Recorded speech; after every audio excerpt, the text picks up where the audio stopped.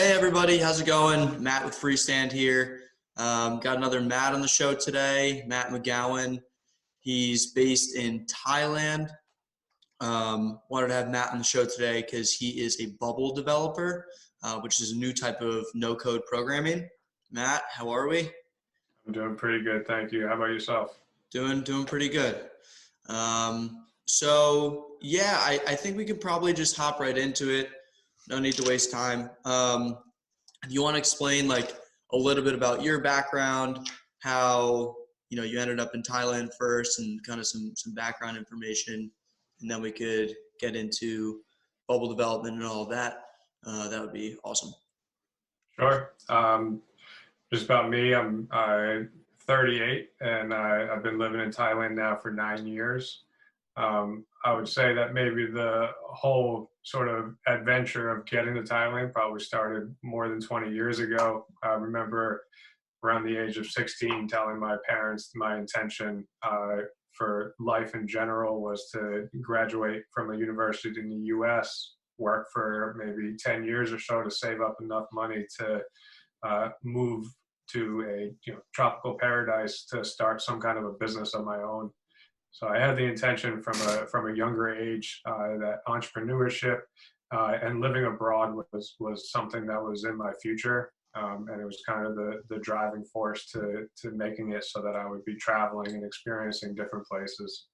And I remember in university, a girlfriend of mine talking about things, and again, with my age, you can remember this is when computers were still connected to the internet through wires. I had told her that I envisioned a future of living on a beach, making my money from a laptop and surfing the internet without wires. And she thought that was a bit absurd. So But either it turned way, out not to be, so you're right on the money. yeah, I wish, I had a background of a real beach behind me instead of a virtual background of the world. But, we're still working towards goals. So maybe sometime in the near future.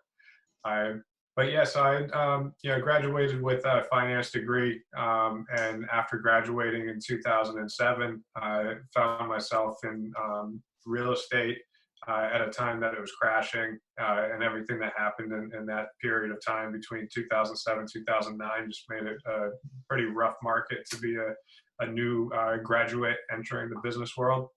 And I moved back to the East Coast, and I was working on an island for the tourist season, which would last about 7, maybe 6 months if you did a shorter version of it. And I would take that money and I would go travel with it, and I would return home broke and getting a new job for the new tourist season, working in restaurants and such. So one of those periods of time when I would be traveling, it was going to be in Southeast Asia. Started in India for a month and then went on to Thailand, which was supposed to be for a month. It turned out to be 9 years now. Wow, that is incredible. A month turned into 9 years.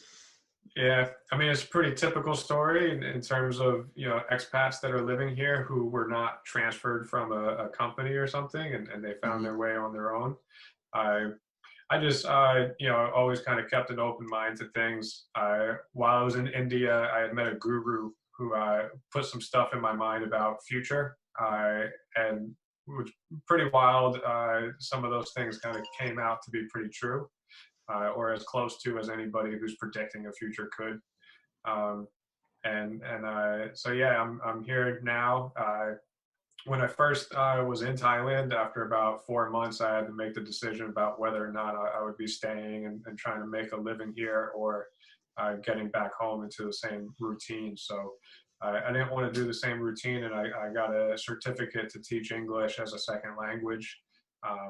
And immediately started working after having that certificate completed after 1 month. And so it was an easy gig to get, and an easy transition. Within Thailand, living in Bangkok at the time, has most of the things you would want from the Western world, and even things that are not there. So you kind of get what you might consider the best of both worlds. After being in Thailand just for a short while teaching, I actually met up with a friend of mine from university, and we sat down at lunch and talked about things we wanted to do. And I mentioned, business as entrepreneurship. And my actual intention when I had went on this travel trip was to, after Southeast Asia, go back to Colombia in South America. And I wanted to start a tour company there. So my friend, just highlighting the fact that tourism in Thailand is a huge business, and I can, kind of do the same sort of thing here. I put my mind to it and started looking at trying to create a sort of all-inclusive package for backpackers, and doing trips of maybe 3 days to 60 days across various countries. And after about a year and a half of a living nightmare with a developer from India, I finally got a working website, and it came time to start promoting. And I had done everything, on my own. What year was this? Oh, what's this, 2021? That was probably in like 2015. In 2015, okay. Yeah, so I was basically in Thailand starting of 2012, and it took a bit of time to kind of really sort through what business I wanted to try to get into while teaching. And then, like I mentioned, it was a year and a half of a nightmare with a developer. And when that finally came to the point where I now was tasked with creating my promotional content, I was traveling around to all these different places. I had, basically 3 large backpacks, one of them with a drone and all these, equipment for video. And I had some pretty wild experiences with it, a lot of fun doing it. But then, trying to promote internationally using social media and the costs involved. And it became clear I needed to reorganize the way in which I would promote it. And I started thinking that it'd be easier to do it in country. Quickly before we keep moving. So it was a tour company though, right? So you would take people out on trips, like 20, 30 people at a time or something like that, and you guys would give them... The intention was to be focused on 18 to 35-year-olds, and they would have a sort of all-inclusive, except for drinks and food, but, travel in between different locations, the accommodation, as well as like a tour guide, and an itinerary that goes along with it all.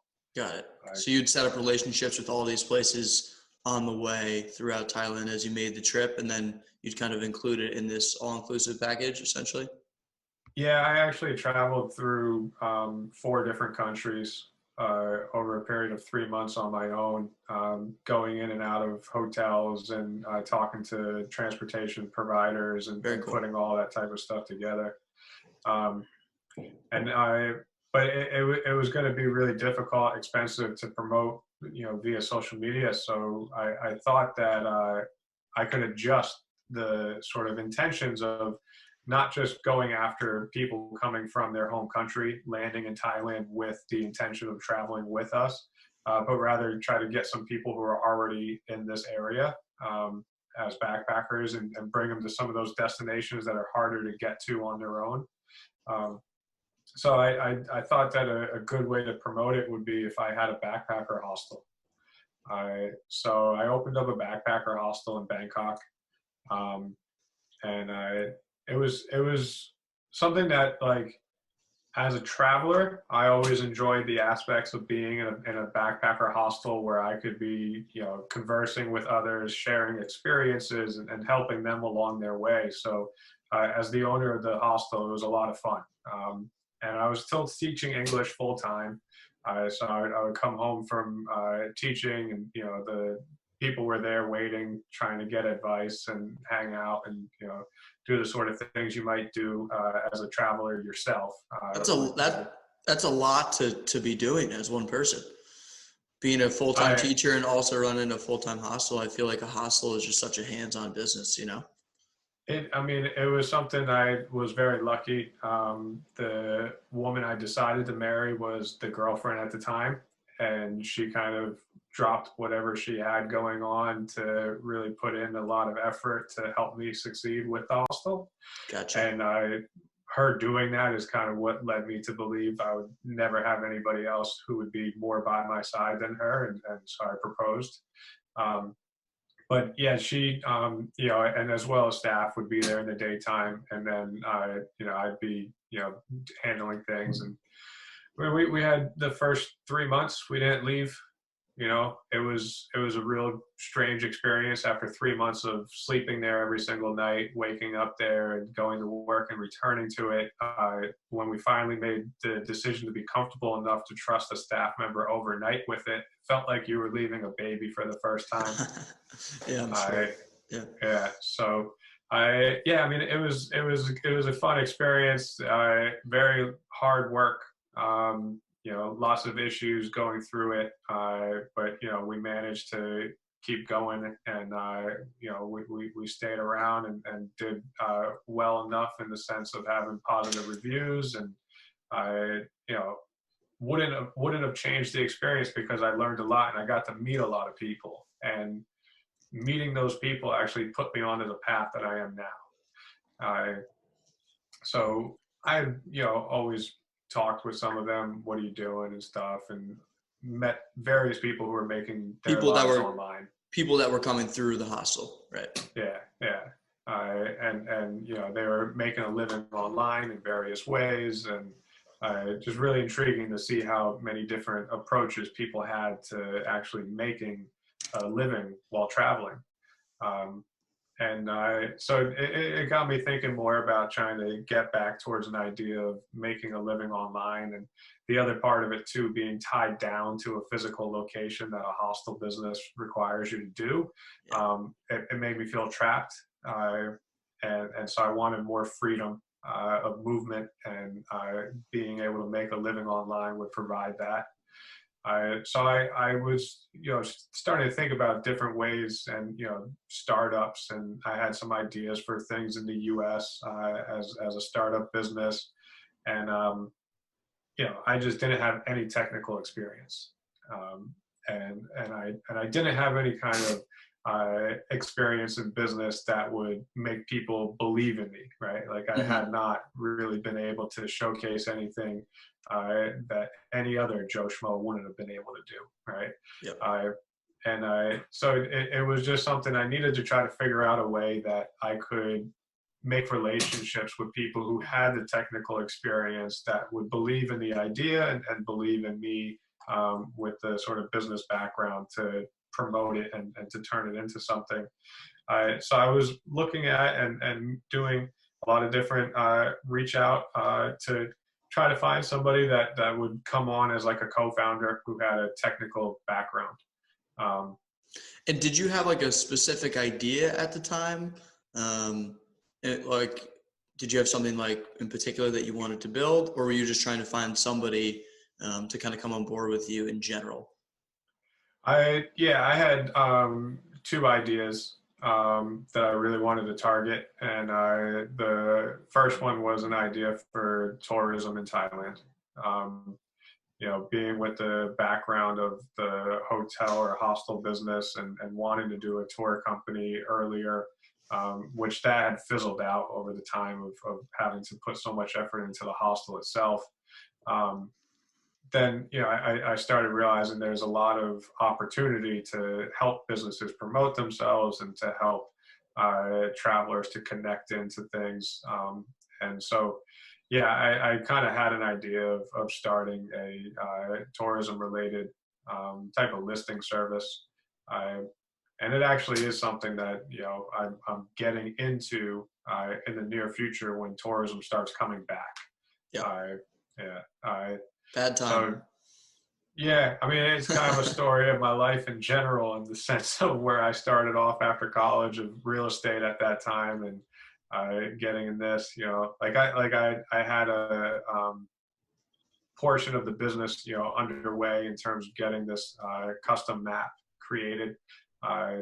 Because most of what the listing service is about is trying to get people to promote with a map, and you give away the map, and people as businesses are going to pay to be on that map. Mhm. And yeah, so we had the map designed and created. It came out really well. I was happy with it.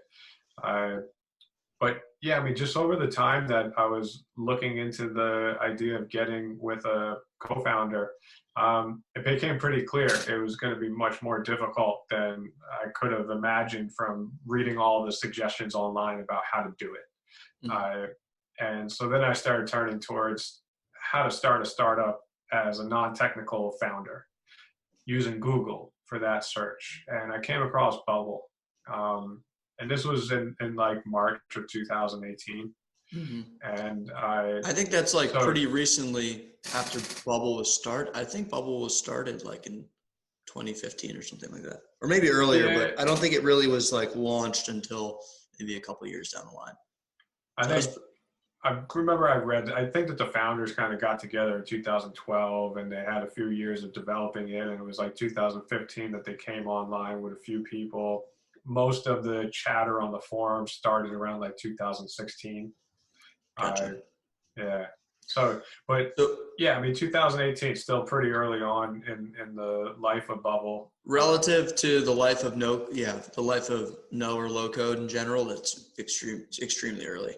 Yeah. Let's, Matt, if you could explain a little bit to people kind of what no code / low code is, and then specifically what Bubble is and how it's kind of changing programming in general, Mm-hmm. that would be great. Just Yeah, to I get mean, some background. well, no code, low code, you can think what most people are probably more familiar with that's been around for almost 15, 20 years now, if not that, uh, are things like Squarespace and Wix. And what they did for building a website as a sort of static website where you can just put up, things like a blog and have static images and text and stuff like that. Um, systems like Bubble, platforms like Bubble are doing that for web applications. And some of them are focused more towards trying to do more of a native app that you'd have, on the App Store and such. And Bubble, can do that too. But they're really focused more towards the idea of being a web app.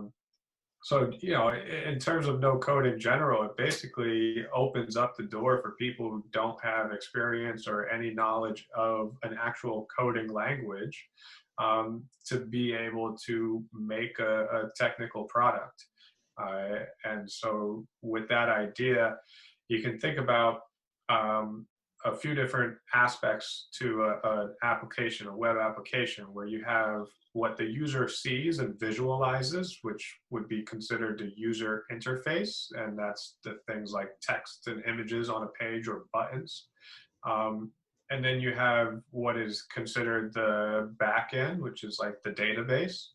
And then you have to have something that's being able to give commands to, take information from the user interface that a user on the website is doing, such as clicking a button for a specific purpose, which might be, trying to retrieve some information, doing a search, if you were thinking about searching for hotels, maybe.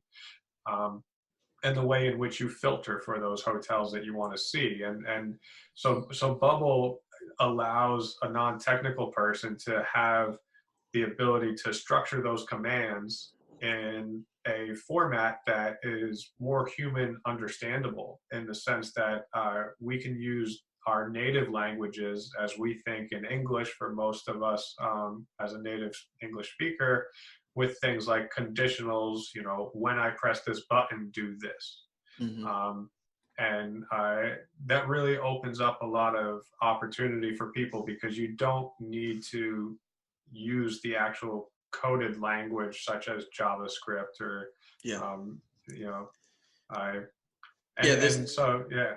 I was just going to say, this opens up the doors like crazy for people. So, anybody who one is interested in building a web application, this is totally an option to do it. I actually read a report that said by 2024, they think like 65% of all web apps are going to be built with no code tools, or low code Yeah. tools. So you can just kind of see where the space is going in general. So for somebody that has like an idea, they want to like start a web app or something, check out Bubble and some of the other low code tools that are out there. And then in terms of somebody that, might want to start doing some freelancing work, this is also a really lucrative option. Obviously one of the highest paying, freelancing jobs is to do web development. And previously, most people were completely restricted to having some type of a degree or learning programming on their own. But it's obviously like a very time-consuming process. Takes sometimes years to become a proficient coder. And not saying that Bubble is easy to learn, but relative to learning all these different languages, it is definitely much easier. And it's also much faster. Like the speed that you can build a web app, because it's all drag and drop. Obviously there's some complexities, but for the most part, it's all visual. So it's like, I want to pull this button over here and the user clicks this button. When they click that button, I want them to go to this page and all this. Well, the visual, the drag and drop portion is one aspect of it. So when you mentioned the idea of it being faster, it definitely is. And that's part of where the opportunity comes in the sense of comparative to traditional development. Some would estimate, it's 10 times faster, which for a client is great, faster turnaround. Also, less man hours that need to be put into it is a lower price. And so as a freelancer or as an actual development agency, you do have a lot of opportunity to kind of go after the same sort of clients that traditional development agencies would, but you have a value proposition to the potential client. Yeah. Lower price, faster turnaround. And so, yeah, I mean, there's the opportunity in that sense too, but in the way that you mentioned about faster to learn, the learning curve in Bubble can be quite steep if you come from no technical experience whatsoever and no design experience whatsoever, which is where I started from. And there's going to be stumbling blocks. There's going to be times that you might be banging your head on the table or ripping your hair out. And, if you really have a low tolerance for frustration, you might be throwing your computer. Because I've gotten close to throwing my computer, but it's too expensive, and I realized the price of that, so I withheld myself. But the other thing too is with all those frustrations comes great reward. I was missing out as a hostel owner on challenges. Now, owning a hostel was challenging because it was hard work. I would have to get up on a roof in a rainstorm and fix it myself, and being in a different country, not speaking the language, and having to navigate all those things was definitely challenging. But mentally, it was not challenging for me.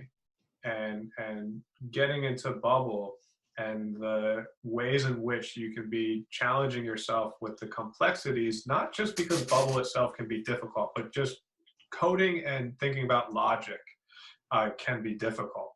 And so you might be going through that frustrating period, but then when you crack it, it's very, very rewarding. Yeah.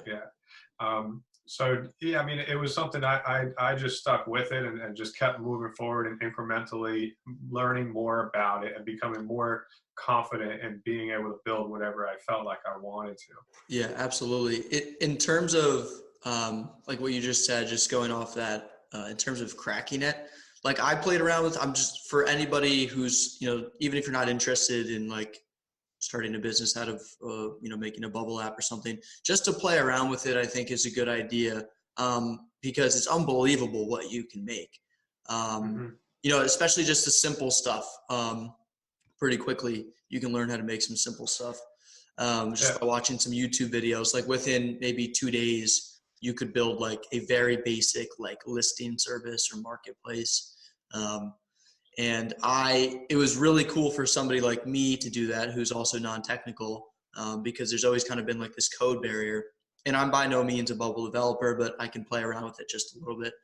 And just being able to make an application yourself is like very rewarding for somebody that would think like that's impossible. I can't, like, I wouldn't ever be able to do that. When I was going through my experience with the Indian developer for a website, I had to learn how to do a little bit of HTML and CSS, and I was super excited about being able to implement that for a static website in a very, very basic way.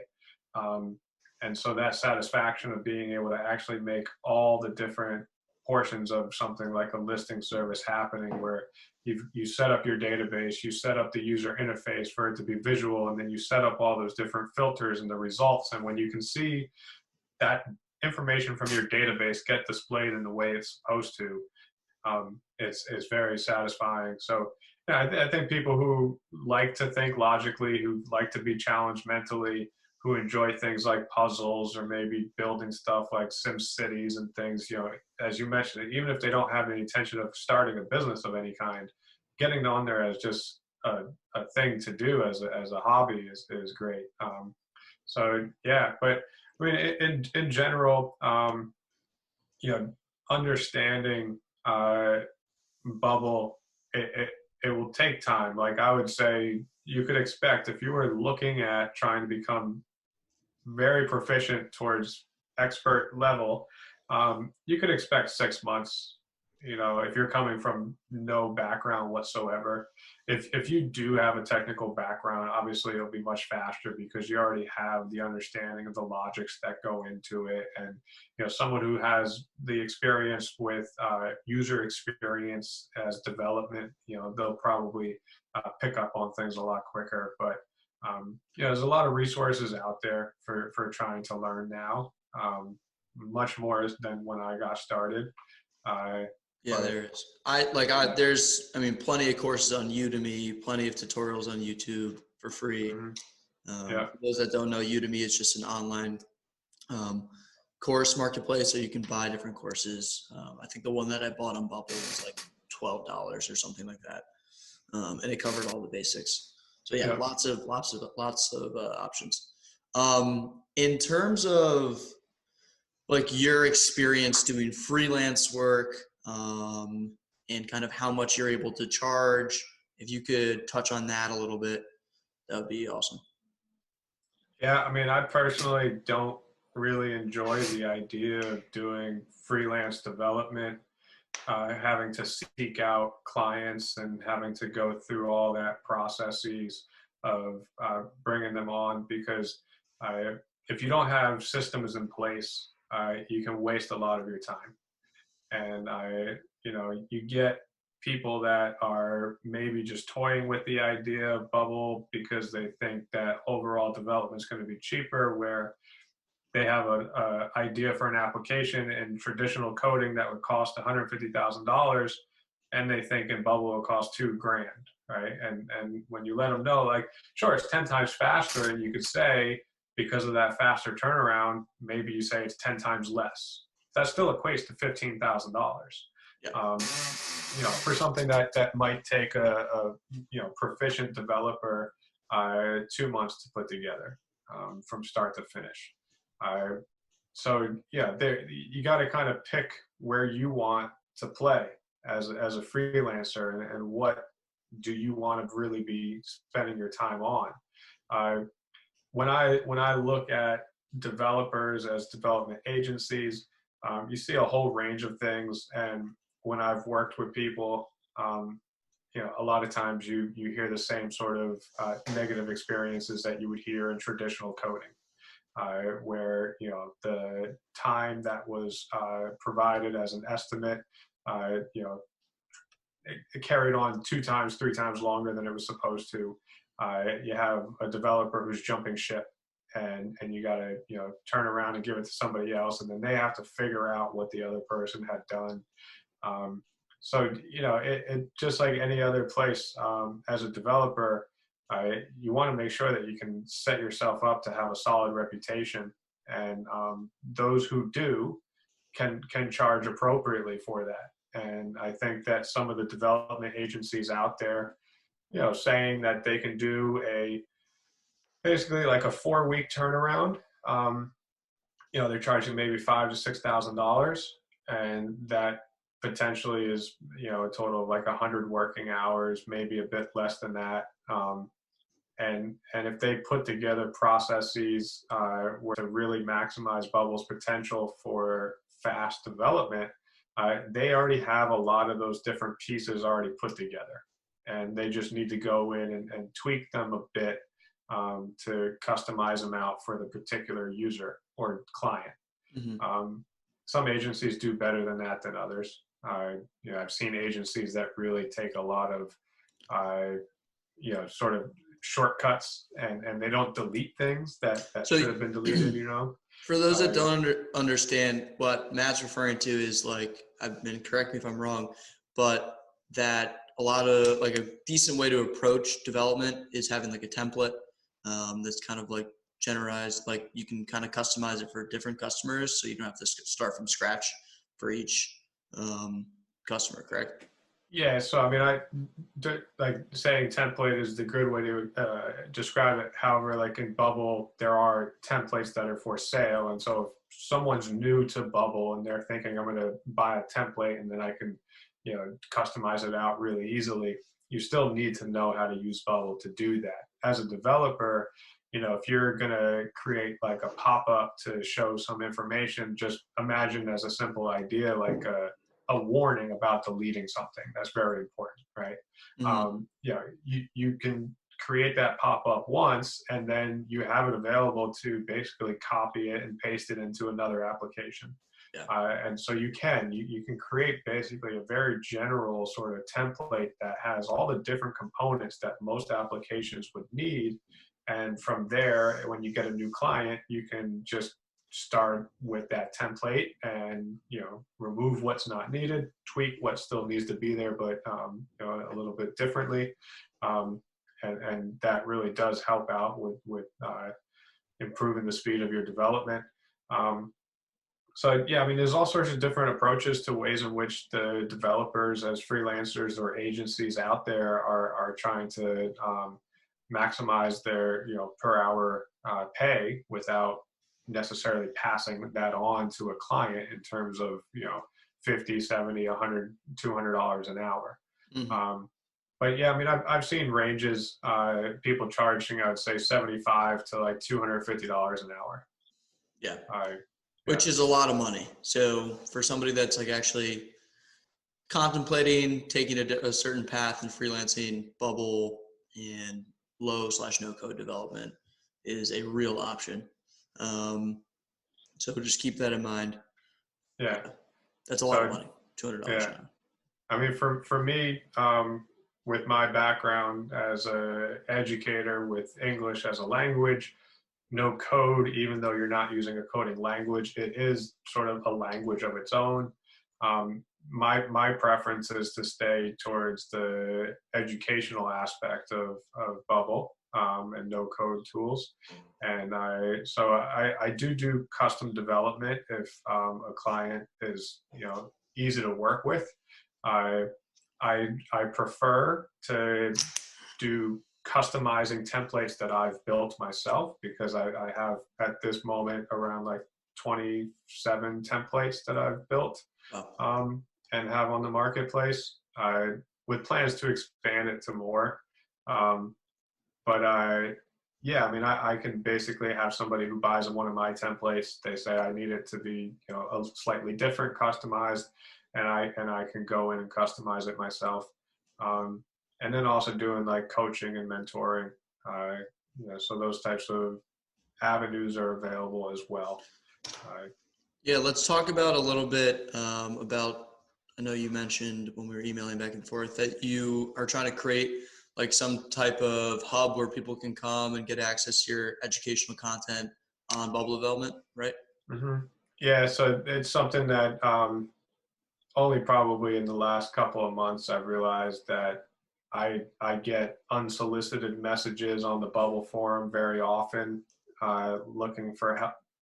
And the reason for that is because I'm very active on the Bubble forum, providing, basically the sort of push. I try not to give somebody the answer. I try to give them the methods of which they need to start thinking about to get to their answer. And for me, in terms of as being an educator, that's the best way to get somebody to learn, is to force them into asking the questions that they need to ask to find the answers instead of just telling them the answer. Yeah, of course. And so with that, I started thinking that, it's probably going to be worth my while to tell people that are reaching out that I do offer paid services for coaching and such. And because of the templates and all those things that I've been doing, when I make a template, often I'm having to make videos to show how to do more complex parts of it that they need to get implemented. And so I just kind of figured I should just create my own website that's going to be a learning portal that will have basically educational materials to help all different learner types. What I think has really been missing and still is missing in the ecosystem of educational tools in Bubble is most people are focusing on just one avenue, and it's video, and they're not really providing as much to people of different learning styles. So do you think, not to cut you off, do you think you would do more like one-on-one tutoring, or do you think you might like host actually group sessions and stuff where you have 5 people in a class and you'd be teaching them like almost normally like they were in a classroom, just virtually? So I'm doing my plan is kind of do everything. So like right now, I have some clients that are just individuals, and we do one-on-one sessions together, once a week. I've got clients that are teams, and I'm on as a developer for them, as a freelance developer. I'm also on there as a coach or a mentor to their other developers. And so with that, I kind of started thinking that the opportunity would be available to say I could do private groups. And with that, it could be a private group that's for a startup team, 2 co-founders, 3 co-founders that all want to know it. It could also be that, a group of people come together and they say, hey, if we all sign up at the same time, we get it cheaper per hour. So let's go ahead and do that. Yeah. I think that could be super lucrative. I mean, just coming from somebody like me, I wanted to learn Bubble. I was having some trouble just following YouTube and video, just like you said. And I was kind of getting frustrated, and I wanted to learn quickly. So I just went on Upwork and I reached out to developers, and I was like, hey, can you just teach me this? I don't want you to build it for me. I want you to build it with me. And I did I think 6 1-hour sessions with somebody in the Philippines who's a great developer. I learned a ton super fast. So I feel like that space, obviously development, like you said, is, obviously very lucrative. You can charge a lot, but the school aspect of it and the educational piece of it is definitely could be really, really lucrative. I know there is a couple online schools out there. I know there's that one I think it's called Zero Code. Is that right? Yeah, Zero Code is a big development agency, heavy in templates and plugins. Okay, maybe that's just an agency, but there was another one run by this woman. She founded it a couple years ago, but essentially, she was, when I first got started, one of the few, if the only person putting together YouTube videos, and also was at the time somewhat still active on the forum. I think that her business has expanded very well. And so she no longer, really does anything on the forum to help people. And the videos on YouTube are things that really no longer kind of teach you how to use Bubble, but they started getting more towards how do you take your Bubble application and turn it into a real business, and how do you get funding and things like that. So really kind of trying to become overall help you from start to finish in your startup ambitions. Gotcha.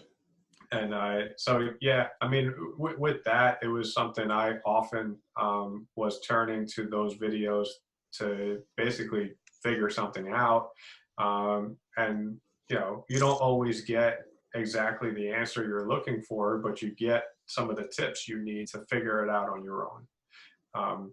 And when I first got started, I had a very, very negative experience with a one-on-one trainer. I was I almost dropped Bubble altogether, and I became very lucky that somebody on the forum reached out to me and for free gave me the advice I needed to solve the problem, and that kept me on, and that actually spurred my you know, very frequent contributions to the forum.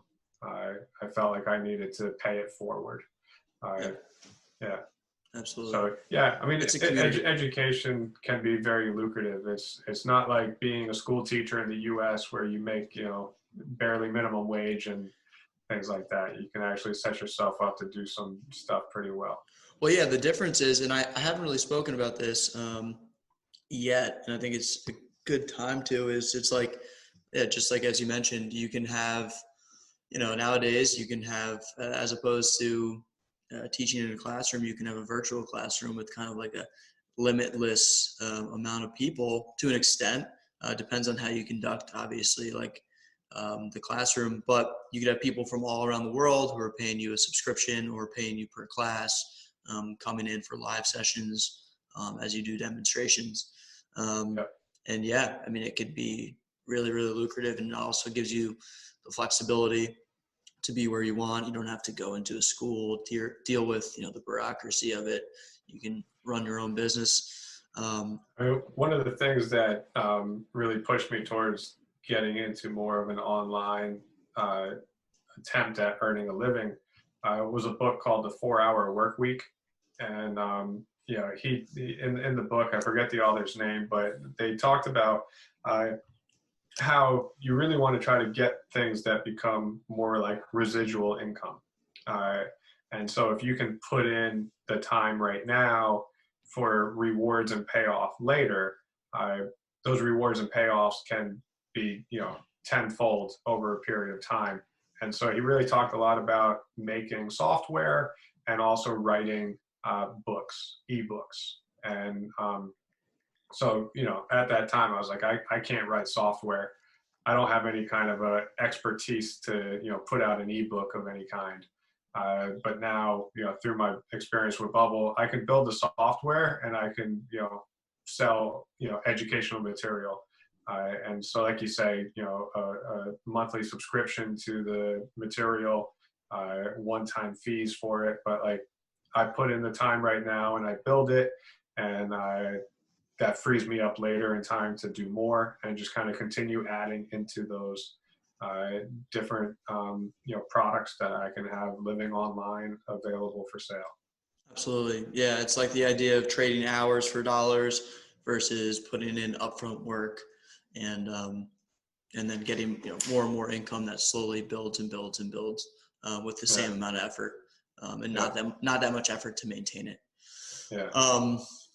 Very cool. All right. Well, Matt, thanks for coming on. I think we're probably at like 40 minutes or so here. Any last thoughts or comments that you want to get out there to the people? Yeah, whether you're actually going to go after an online business in no code, low code, or any other online business, you really just have to kind of think about what it is that you want out of life. You know, are you really satisfied in the job you have? And some people are staying in those jobs because they think money is very important to them. For me personally, I at a young age made a lot of money, and I lost a lot of money at a young age. And so I feel as if I've gone from having everything where money basically meant nothing because it was so flowing, to living 9 years in a second world country making about $10 an hour as an English teacher, and having pretty much nothing in a sense. But over that period of time, finding out what really matters to me, and what really matters to me is not money, it's time and freedom. And being able to be my own boss gives me that freedom, and it allows me to make time when I want to make time. So, you know, some people who might be a little hesitant to jump into something, you don't need to jump ship from your regular day job. You just need to really put in the effort to take up your extra time. You know, like I said, I was teaching full time, I was running a hostel business, and I was teaching myself how to build stuff on Bubble, to the point that in March of 2020, I sold my hostel business and I quit teaching English to work on Bubble full time. Awesome. Well, I think that's great advice. Matt, thanks for coming on, and we'll catch up in like, maybe 2 months or so and check back in. Sure. But yeah, just to quickly recap on what you just said, I think that's really amazing advice for somebody. You don't need to quit your job. You just need to start learning. And the faster you start learning, the better. And yeah, like you said, you can just do some of this work on the side, figure out if you like it, and then eventually you can jump ship. Yeah. So anyway. Yeah. All right. Well, thanks for having me. Yeah, of course, Matt. I will talk to you soon. All right. Sure. Take care. Hey everybody, hope you liked that one. For anybody who's interested in becoming a Bubble developer, make sure you check out YouTube, tons of resources there. Also Udemy, there's a bunch of courses. And then also check out Matt's online school, virtual school that he's launching. You can find it at Nocodetrainer.com. He's launching it in about a week or so. So make sure you check that out. And yeah, I hope this was helpful, and I hope this inspired some people to become Bubble developers for whatever reason, whether you want to build your own web app or you want to be a freelance developer. I hope it was helpful and inspired some people. So thank you, and I will see you guys next time. Adios.